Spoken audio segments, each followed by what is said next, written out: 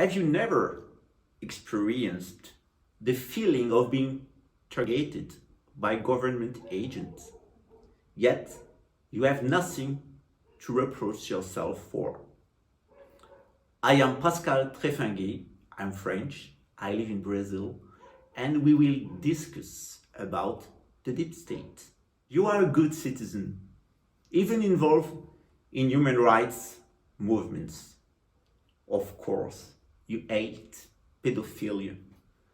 The drug traffic seems to you an abomination, which the state still does not manage to curb.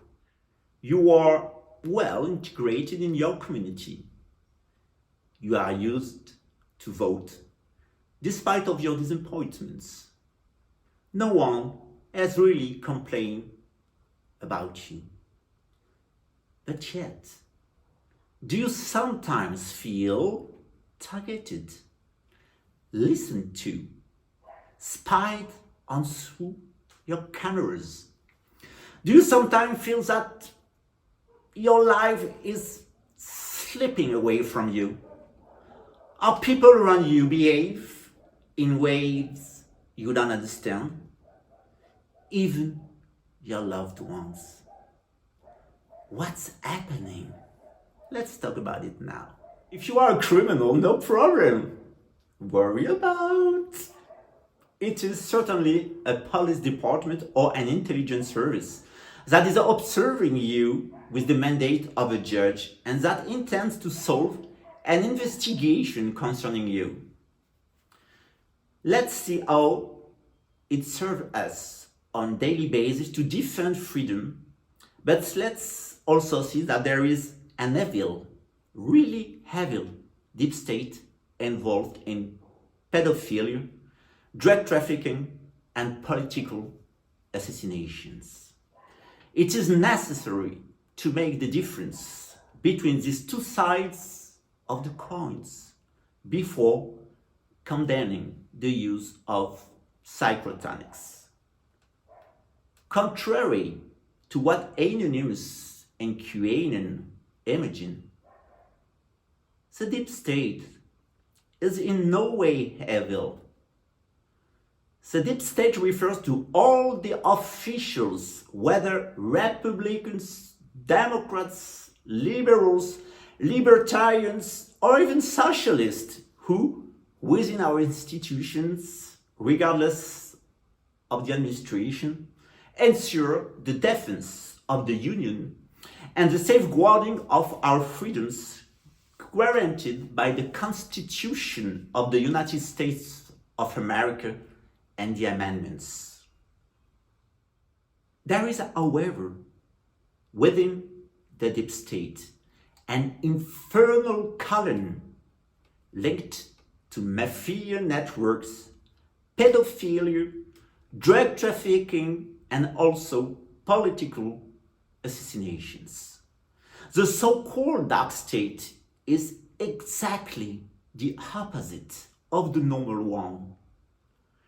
It targets good American citizens and protects criminals, pedophiles, drug dealers, and murderers who are paid both by the American taxpayer and both by mafia networks that infiltrate our institution.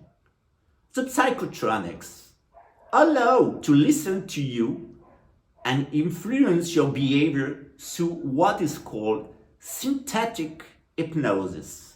More simply, the operator will converse with your body and with your unconscious by deceiving your ordinary mind. Thanks to that, the operator will get an idea about your innocence, but even your culpability. That technique serves an honest agent to give him a certain amount of evidences that he needs to confirm those he possibly already has. In such a case, don't worry. If you are a criminal that the police is investigating, they will catch you. Justice will be done and the prison administration will argue for the good of the community. But it also happens that the operator belongs to a criminal network inside the state that will harass you for reasons such as sexual orientation, political opinion, involvement in human rights defense, or just being a witness of illegal facts or facts needed to stay accurate. It could be a neighbor, it could be someone you doesn't know. It doesn't really matter. In one way or the other way, you are the heart of a digital targeting that makes you an enemy to be dismissed, to be intoxicated, to be harassed, or even shot. It was my case. I discovered crimes perpetrated by agents, soldiers, and policemen in Luxembourg and in France. They have killed my partner and accused me of the crime. Like many honest European citizens, when I discovered that the French and the Luxembourg intelligence services were organizing pedophilia in my country, as shown by the Epstein case in the United States, I was really upset. The pedophile network is actually totally financed by drug trafficking and blackmail. That includes assassinations. This happens every day, everywhere in Europe and many developed countries. The bankers involved in that networkings have fueled a vast project of destruction of our institutions, a total obliteration and erasure of our rights, and sometimes physical elimination of some of us. Who is pulling the strings? What is the problem? Is there a struggle within the deep state?